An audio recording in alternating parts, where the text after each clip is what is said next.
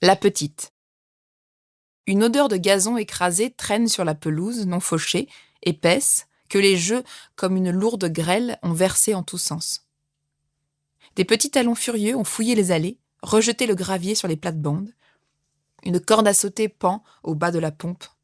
Les assiettes d'un ménage de poupées, grandes comme des marguerites, étoilent l'herbe. Un long miaulement ennuyé annonce la fin du jour, l'éveil des chats, l'approche du dîner. Elles viennent de partir, les compagnes de jeu de la petite. Dédaignant la porte, elles ont sauté la grille du jardin, jeté à la rue des Vignes, déserte, leurs derniers cris de possédés, leurs jurons enfantins proférés à tue-tête, avec des gestes grossiers des épaules, des jambes écartées, des grimaces de crapaud, des strabismes volontaires, des langues tirées tachées d'encre violette. Par-dessus le mur, la petite, on dit aussi Minet chérie, a versé sur leur fuite ce qui lui restait de gros rires, de moqueries lourdes et de mots patois. Elles avaient le verbe rauque, des pommettes et des yeux de fillettes qu'on a saoulées. Elles partent harassées, comme avilies par un après-midi entier de jeu.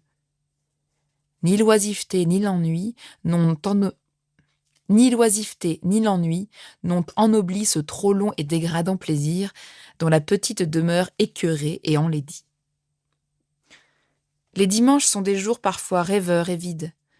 Le soulier blanc, la robe empesée préservent de certaines frénésies.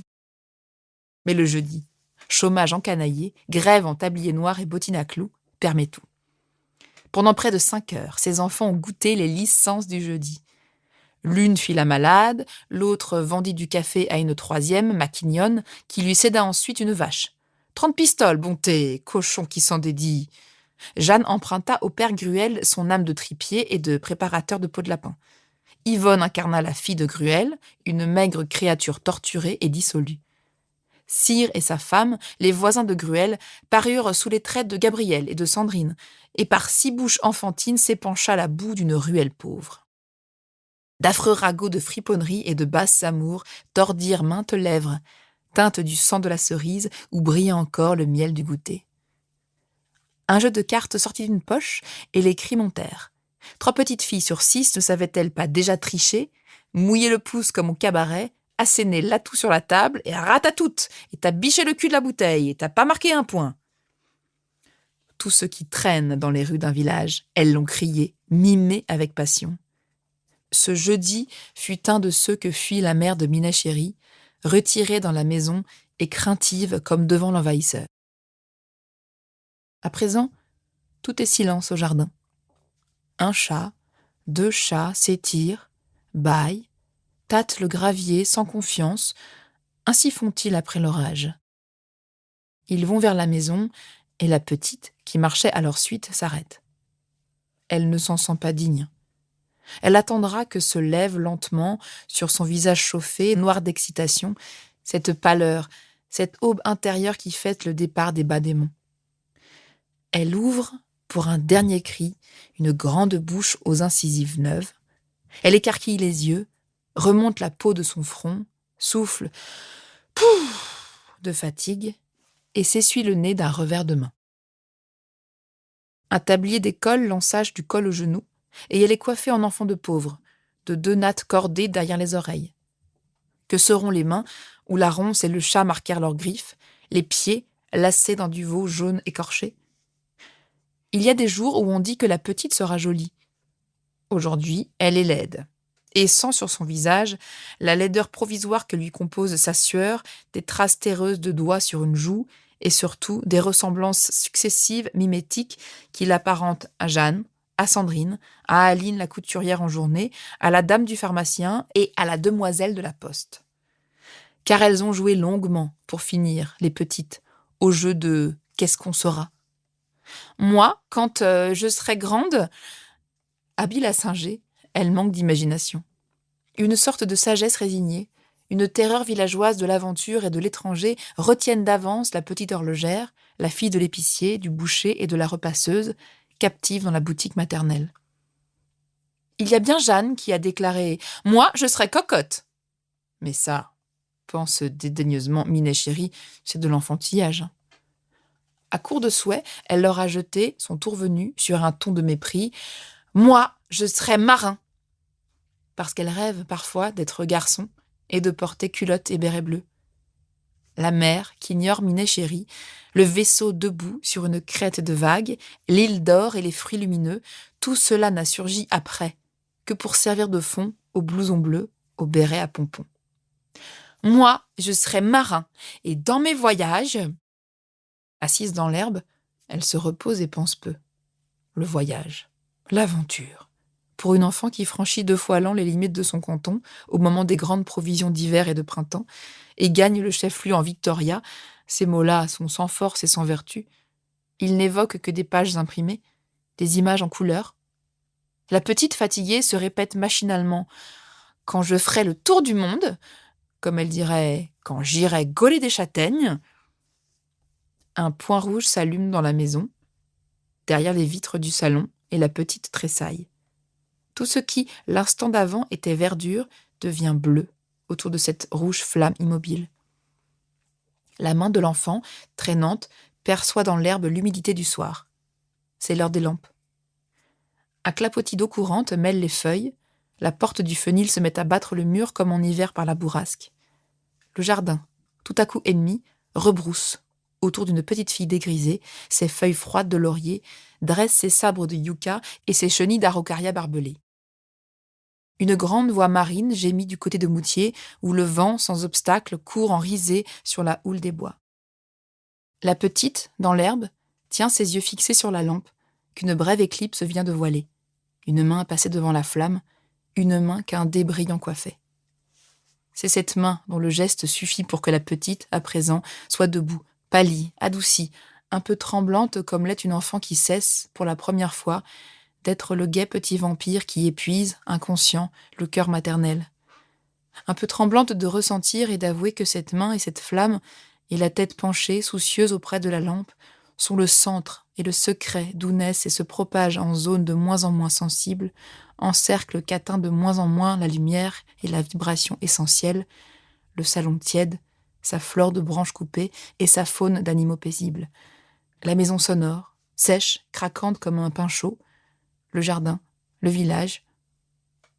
Au-delà, tout est danger, tout est solitude. Le marin, à petits pas, éprouve la terre ferme et gagne la maison en se détournant d'une lune jaune énorme qui monte.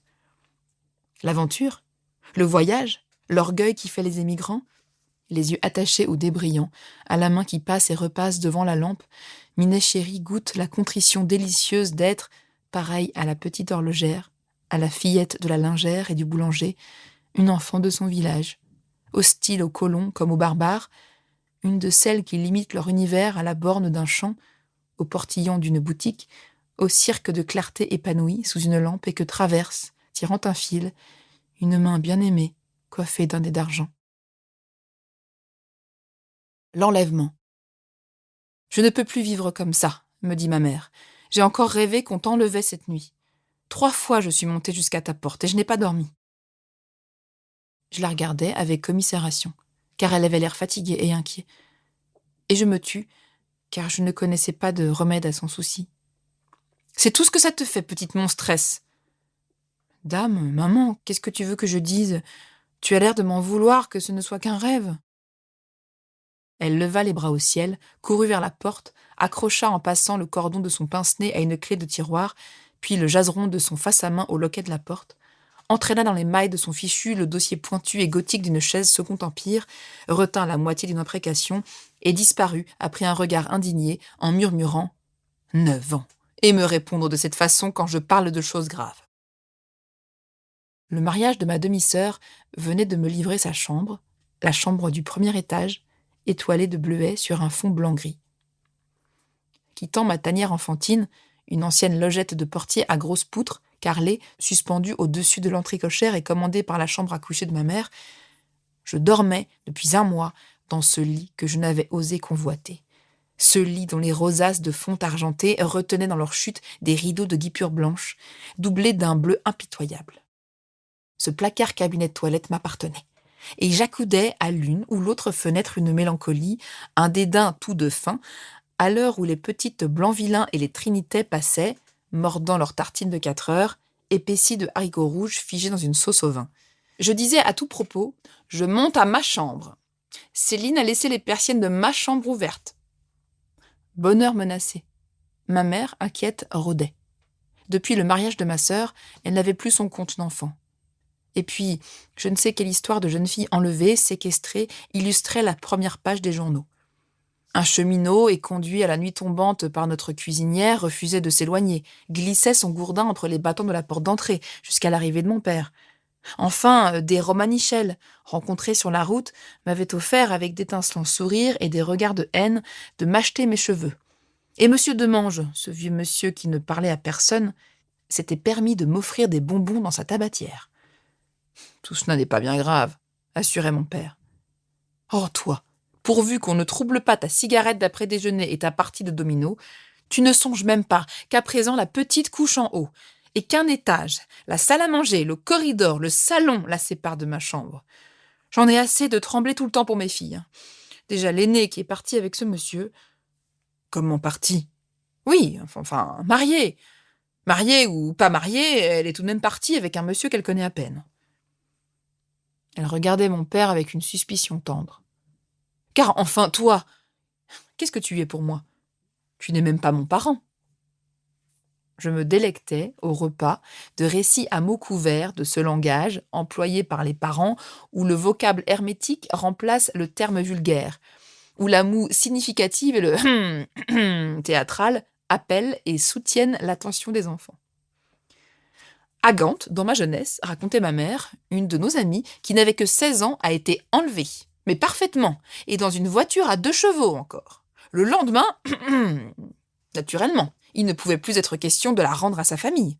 Il y a comment dirais-je, des effractions que... Enfin, ils se sont mariés. Il fallait bien en venir là. Il fallait bien en venir là. Imprudente parole. Une petite gravure ancienne, dans l'ombre du corridor, m'intéressa soudain. Elle représentait une chaise de poste attelée de 2 chevaux étranges à coups de chimère. Devant la portière béante, un jeune homme habillé de taffetas portait d'un seul bras, avec la plus grande facilité, une jeune fille renversée, dont la petite bouche ouverte en haut, les jupes en corolle chiffonnées autour de 2 jambes aimables, s'efforçaient d'exprimer l'épouvante. L'enlèvement. Ma songerie, innocente, caressa le mot et l'image. Une nuit de vent, pendant que battaient les portillons mal attachés de la basse-cour, que ronflait au-dessus de moi le grenier, balayé d'ouest en est par les rafales qui, courant sous les bords des ardoises mal jointes, jouaient des airs cristallins d'harmonica, je dormais, bien rompu par un jeudi passé au champ à gauler les châtaignes et fêter le cidre nouveau. Rêvais-je que ma porte grinçait? Tant de gonds, tant de girouettes gémissaient alentour. 2 bras, singulièrement experts à soulever un corps endormi, saignirent ici mes reins, ici ma nuque, pressant en même temps autour de moi la couverture et le drap. Ma joue perçut l'air plus froid de l'escalier.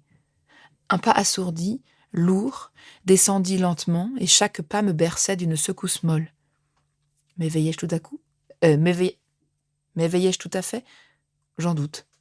Le songe seul peut, emportant d'un coup d'aile une petite fille par-delà son enfance, la déposer, ni surprise, ni révoltée, en pleine adolescence hypocrite et aventureuse.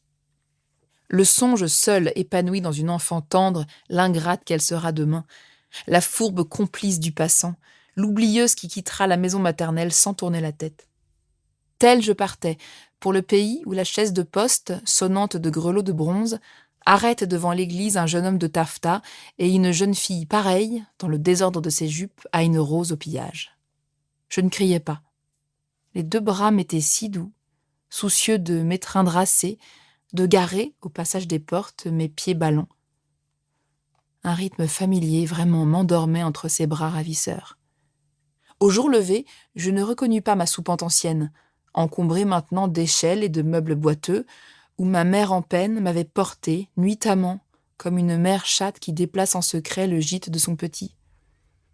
Fatiguée, elle dormait, et ne s'éveilla que quand je jetai au mur de ma logette oubliée mon cri perçant « Maman, viens vite, je suis enlevée !» Le curé sur le mur. « À quoi penses-tu, bel gazou ?»« Oh, rien, maman. » C'est bien répondu. Je ne répondais pas autrement quand j'avais son âge, et que je m'appelais comme s'appelle ma fille dans l'intimité. Belgazou. D'où vient ce nom? Et pourquoi mon père me le donna-t-il? Il est sans doute patois et provençal, beau gazouillis, beau langage, mais il ne déparerait pas le héros ou l'héroïne d'un conte persan. Ah rien, maman. Il n'est pas mauvais que les enfants remettent de temps en temps avec politesse les parents à leur place. Tout temple est sacré. Comme je dois lui paraître indiscrète et lourde à ma belle Gazoude à présent. Ma question tombe comme un caillou et fêle le miroir magique qui reflète, entouré de ses fantômes favoris, une image d'enfant que je ne connaîtrai jamais. Je sais que pour son père, ma fille est une sorte de petit paladin femelle qui règne sur sa terre, brandit une lance de noisetier, pourfend les meubles de paille et pousse devant elle le troupeau comme si elle le menait en croisade. Je sais qu'un sourire d'elle l'enchante, et que lorsqu'il dit tout bas « Elle est ravissante en ce moment », c'est que ce moment-là pose sur un tendre visage de petite fille le double saisissant d'un visage. Je sais que pour sa nurse fidèle, ma belle Gazou est tour à tour le centre du monde, un chef-d'œuvre accompli, le monstre possédé d'où il faut à chaque heure extirper le démon, une championne à la course, un vertigineux abîme de perversité, une dear little one et un petit lapin. Mais que me dira ce qu'est ma fille devant elle-même? À son âge, pas tout à fait 8 ans, j'étais curé sur un mur. À son âge, pas tout à fait 8 ans, j'étais curé sur un mur. Le mur, épais et haut, qui séparait le jardin de la basse-cour et dont le faîte, large comme un trottoir, dallé à plat, me servait de piste et de terrasse, inaccessible au commun des mortels. Et oui, curé sur un mur. Qu'y a-t-il d'incroyable? J'étais curé, sans obligation liturgique ni prêche, sans travestissement irrévérencieux, mais à l'insu de tout curé. Curé comme vous êtes chauve, monsieur, ou vous, madame, arthritique. Le mot presbytère venait de tomber, cette année-là, dans mon oreille sensible et d'y faire des ravages. C'est certainement le presbytère le plus gai que je connaisse, avait dit quelqu'un. Loin de moi l'idée de demander à l'un de mes parents « Qu'est-ce que c'est, un presbytère ?» J'avais recueilli en moi le mot mystérieux, comme brodé d'un relief rêche en son commencement, achevé en une longue et rêveuse syllabe. Enrichi d'un secret et d'un doute, je dormais avec le mot, et je l'emportais sur mon mur. Presbytère. Je le jetais par-dessus le toit du poulailler et le jardin de Miton, vers l'horizon toujours brumeux de Moutier. Du haut de mon mur, le mot sonnait en anathème. « Allez, vous êtes tous des presbytères !» criai-je à des bannis invisibles. Un peu plus tard, le mot perdit de son venin, et je m'avisai que presbytère pouvait bien être le nom scientifique du petit escargot rayé jaune et noir. Une imprudence perdit tout, pendant une de ces minutes où une enfant, si grave, si chimérique qu'elle soit, ressemble passagèrement à l'idée que s'en font les grandes personnes. « Maman, regarde le joli petit presbytère que j'ai trouvé !»« Le joli petit quoi ? Le joli petit presbytère ?» Je me tus, trop tard. Il me fallut apprendre. Je me demande si cet enfant a tout son bon sens, ce que je tenais tant à ignorer, et appeler les choses par leur nom. Un presbytère, voyons, c'est la maison du curé. La maison du curé.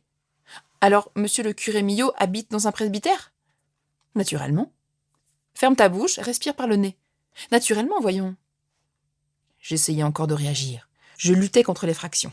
Je serrais contre moi les lambeaux de mon extravagance. Je voulus obliger monsieur Millot à habiter, le temps qu'il me plairait, dans la coquille vide du petit escargot nommé presbytère. Veux-tu prendre l'habitude de fermer la bouche quand tu ne parles pas? À quoi penses-tu? À rien, maman. Et puis je cédai. Je fus lâche, et je composais avec ma déception. Rejetant les débris du petit escargot écrasé, je ramassai le beau mot. Je remontai jusqu'à mon étroite terrasse ombragée de vieux lilas, décorée de cailloux polis et de verroteries comme le nid d'une pie voleuse. Je la baptisai presbytère, et je me fis curé sur le mur. Ma mère et les livres. La lampe, par l'ouverture supérieure de l'abat-jour, éclairait une paroi cannelée de dos de livres reliés. Le mur opposé était jaune, du jaune sale des dos de livres brochés, lus, relus, aillonneux. Quelques traduits de l'anglais, 1,25 francs, rehaussaient de rouge le rayon du bas. À mi-hauteur, Musset, Voltaire et les 4 évangiles brillaient sous la basane feuille morte. Littré, Larousse et Becquerel bombaient des dos de tortues noires. d'Orbigny, déchiqueté par le culte irrévérencieux de 4 enfants, effeuillait ses pages blasonnées de dahlias, de perroquets, de méduses à chevelure rose et d'ornithorynques. Camille Flammarion, bleu, étoilé d'or, contenait les planètes jaunes, les cratères froids et crayeux de la Lune, Saturne qui roule, perle irisée, libre dans son anneau. 2 solides volets couleur de glaive reliaient Élysée reclus. Musset, Voltaire, Jaspé, Balzac noir et Shakespeare olive. Je n'ai qu'à fermer les yeux pour revoir, après tant d'années, cette pièce maçonnée de livres. Autrefois, je les distinguais aussi dans le noir. Je ne prenais pas de lampe pour choisir l'un d'eux. Le soir, il me suffisait de pianoter le long des rayons. Détruits, perdus et volés, je les dénombre encore. Presque tous m'avaient vu naître. Il y eut un temps où, avant de savoir lire, je me logeais en boule entre 2 tomes du Larousse comme un chien dans sa niche. La Biche et Daudet se sont insinués, tôt, dans mon enfance heureuse, maître condescendant qui joue avec un élève familier. Mérimée vint en même temps, séduisant et dur, et qui éblouit parfois mes 8 ans d'une lumière inintelligible. Les Misérables aussi, oui, Les Misérables, malgré Gavroche, mais je parle là d'une passion raisonneuse qui connut des froideurs et de longs détachements. Point d'amour entre Dumas et moi, sauf que le collier de la reine rutila, quelques nuits, dans mes songes, au col condamné de Jeanne de la Motte. Ni l'enthousiasme fraternel, ni l'étonnement désapprobateur de mes parents n'obtinrent que je prisse de l'intérêt aux mousquetaires. De livres enfantins, il n'en fut jamais question. Amoureuse de la princesse en son char, rêveuse sous un sillon croissant de lune et de la belle qui dormait au bois entre ses pages prostrées, éprise du seigneur chaboté d'entonnoir, j'essayais de retrouver dans le texte de Perrault les noirs de velours, les clairs d'argent, les ruines, les cavaliers, les chevaux aux petits pieds de Gustave Doré. Au bout de 2 pages, je retournais, déçu, adoré. Je n'ai lu l'aventure de la Biche, de la Belle, que dans les fraîches images de Walter Crane. Les gros caractères du texte couraient de l'un à l'autre tableau, comme le réseau de tulle uni qui porte les médaillons espacés d'une dentelle. Pas un mot n'a franchi le seuil que je lui barrais.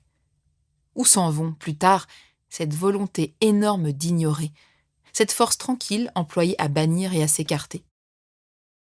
Des livres, des livres, des livres. Ce n'est pas que je lise beaucoup. Je lisais et relisais les mêmes, mais tous m'étaient nécessaires. Leur présence, leur odeur, les lettres de leur titre et le grain de leur cuir. Les plus hermétiques ne m'étaient-ils pas les plus chers? Voilà longtemps que j'ai oublié l'auteur d'une encyclopédie habillée de rouge, mais les références alphabétiques indiquées sur chaque tome composent indélébilement un mot magique. Avbesicladigali Marwad Forbestanzi. Que j'aimais ce Guizot, de verre et d'or paré, jamais d'éclos, et ce voyage d'Anarcassis inviolé. Si l'histoire du consulat et de l'Empire échoua un jour sur les quais, je gage qu'une pancarte mentionne fièrement son état de neuf. Les 18 volumes de Saint-Simon se relayaient au chevet de ma mère, la nuit. Elle y trouvait des plaisirs renaissants et s'étonnait qu'à 8 ans, je ne les partageasse pas tous. « Pourquoi ne lis-tu pas Saint-Simon » me demandait-elle. « C'est curieux de voir le temps qu'il faut à des enfants pour adopter des livres intéressants. » Beaux livres que je lisais, beaux livres que je ne lisais pas, chaud revêtement des murs du logis natal, tapisserie dont mes yeux initiés flattaient la bigarrure cachée. J'y connus, bien avant l'âge de l'amour, que l'amour est compliqué et tyrannique, et même encombrant, puisque ma mère lui chicanait sa place. « C'est beaucoup d'embarras, tant d'amour dans ces livres, » disait-elle. « Mon pauvre Minet chéri, les gens ont d'autres chats à fouetter dans la vie. Tous ces amoureux que tu vois dans les livres, ils n'ont donc jamais ni enfant à élever, ni jardin à soigner ? Minet chéri, je te fais juge. Est-ce que vous m'avez jamais, toi et tes frères, entendu rabâcher autour de l'amour comme ces gens font dans les livres ? Et pourtant, je pourrais réclamer voix au chapitre, je pense. J'ai eu 2 maris et 4 enfants. » Les tentants abîmes de la peur, ouverts dans maintes romans, grouillaient suffisamment, si je m'y penchais, de fantômes classiquement blancs, de sorciers, d'ombres, d'animaux maléfiques, mais cet au-delà ne s'agrippait pas pour monter jusqu'à moi, à mes tresses pendantes, contenus qu'ils étaient par quelques mots conjurateurs. « Tu as lu cette histoire de fantôme, Miné chérie ? Comme c'est joli, n'est-ce pas ? Y a-t-il quelque chose de plus joli que cette page où le fantôme se promène à minuit sous la lune dans le cimetière ? Quand l'auteur dit, tu sais, que la lumière de la lune passait au travers du fantôme et qu'il ne faisait pas d'ombre sur l'herbe. Ça doit être ravissant, un fantôme. Je voudrais bien en voir un, je t'appellerai. Malheureusement, il n'existe pas. Si je pouvais me faire fantôme après ma vie, je n'y manquerais pas, pour ton plaisir et pour le mien. Tu as lu aussi cette stupide histoire d'une morte qui se venge ? Se venger, je vous demande un peu. Ce ne serait pas la peine de mourir si on ne devenait pas plus raisonnable après qu'avant. Les morts, va, c'est un bien tranquille voisinage. Je n'ai pas de tracas avec mes voisins vivants, je me charge de n'en avoir jamais avec mes voisins morts.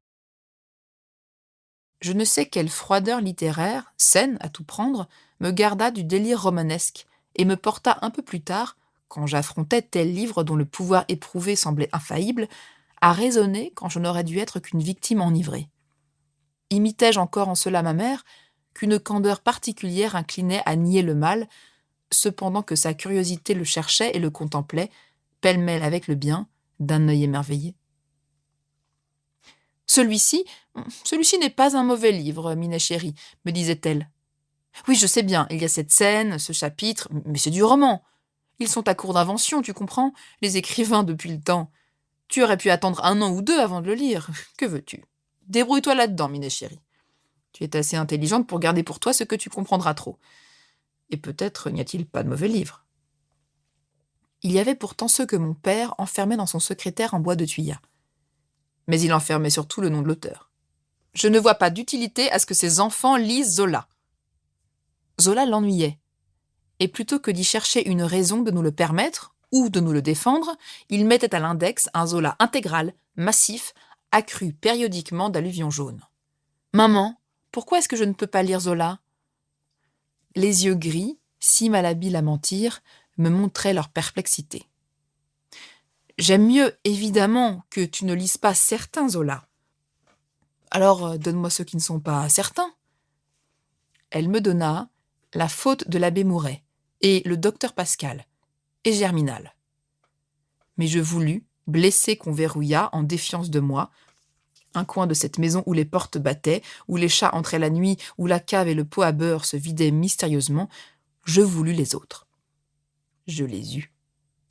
Si elle en garde, après, de la honte, une fille de 14 ans n'a ni peine ni mérite à tromper des parents au cœur pur. Je m'en allais au jardin avec mon premier livre dérobé. Une assez douceâtre histoire d'hérédité l'emplissait, mon Dieu, comme plusieurs autres Zola. La cousine robuste et bonne cédait son cousin aimé à une malingre amie, et tout se fut passé comme sous honnête, ma foi, si la chétive épouse n'avait connu la joie de mettre un enfant au monde. Elle lui donnait le jour soudain, avec un luxe brusque et cru de détails, une minutie anatomique, une complaisance dans la couleur, l'odeur, l'attitude, le cri, où je ne reconnus rien de ma tranquille compétence de jeune fille des champs. Je me sentis crédule, effarée, menacée dans mon destin de petite femelle. Amour des bêtes paissantes, chats coiffant les chattes comme des fauves leur proie, précision paysanne, presque austère, des fermières parlant de leurs torts vierges ou de leurs filles en mal d'enfant, je vous appelais à mon aide. Mais j'appelais surtout la voix conjuratrice. Quand je t'ai mise au monde, toi la dernière, Miné chérie, j'ai souffert 3 jours et 2 nuits. Pendant que je te portais, j'étais grosse comme une tour. Et 3 jours, ça paraît long. Les bêtes nous font honte à nous autres femmes qui ne savons plus enfanter joyeusement. Mais je n'ai jamais regretté ma peine. On dit que les enfants, portés comme soi si haut et lents à descendre vers la lumière, sont toujours des enfants très chéris, parce qu'ils ont voulu se loger tout près du cœur de leur mère, et ne la quitter qu'à regret. En vain, je voulais que les doux mots de l'exorcisme, rassemblés à la hâte, chantassent à mes oreilles. Un bourdonnement argentin m'assourdissait. D'autres mots, sous mes yeux, peignaient la chair écartelée, l'excrément, le sang souillé. Je réussis à lever la tête et vis qu'un jardin bleuâtre, des murs couleur de fumée vacillaient étrangement sous un ciel devenu jaune. Le Le gazon me reçut, étendu et molle comme un de ces petits lièvres que les braconniers apportaient, frais tués, dans la cuisine. Quand je repris conscience, le ciel avait recouvré son azur, et je respirais, le nez frotté d'eau de Cologne, au pied de ma mère. « Tu vas mieux, Minet chérie ?»« Oui, je ne sais pas ce que j'ai eu. » Les yeux gris, par degrés rassurés, s'attachaient aux miens. « Je le sais, moi. Un bon petit coup de doigt de Dieu sur la tête, bien appliqué. » Je restai pâle et chagrine, et ma mère se trompa. « Laisse donc, ce n'est pas si terrible, va. C'est loin d'être si terrible, l'arrivée d'un enfant. Et c'est beaucoup plus beau dans la réalité. La peine qu'on y prend s'oublie si vite, tu verras. La preuve que toutes les femmes l'oublient, c'est qu'il n'y a jamais que les hommes... Est-ce que ça le regardait, voyons, ce Zola, qui en font des histoires.